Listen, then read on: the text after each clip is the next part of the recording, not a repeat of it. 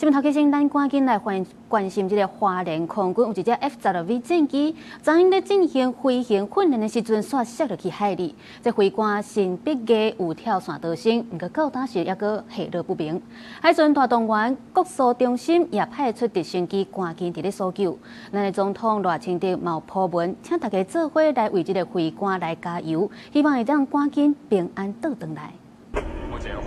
发射照明弹把黄金72点钟搜救，花莲空军一只编号6000的 F-12V 战机，测了下暗执行例行训练任务，发生意外摔落海底。上尉飞官新笔架伫咧花莲方滨东平8.5海里的所在跳伞逃生。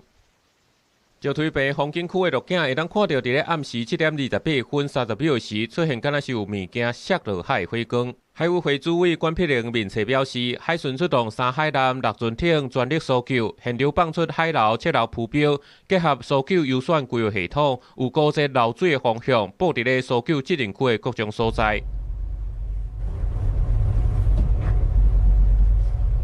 受到强烈大陆冷气团影响，现场海涌真大，透风有够高级，涌是升到3公尺悬，夜暗温度一直降，搜救人员全力投入救援行动。花莲空军基地灯火通明，一直有平压车咧出入，国搜中心也派直升机开始海空救援。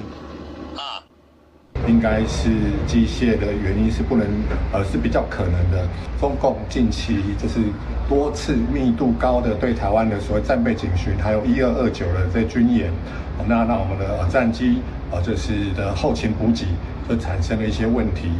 总统赖清德透过面册表示，已经指示国防部相关单位全力搜救，以确保人员平安为最高目标。希望新北家上尉会当平安回来。行政院也表示，院长倒引台第一时间就甲国防部长顾立雄来通话了解情形，请海委会海巡署、内政部空勤总队加入国防部做伙搜救。另外，也请联合部渔业署协助，拜托附近渔船先赶到现场探看。公视新闻综合报道。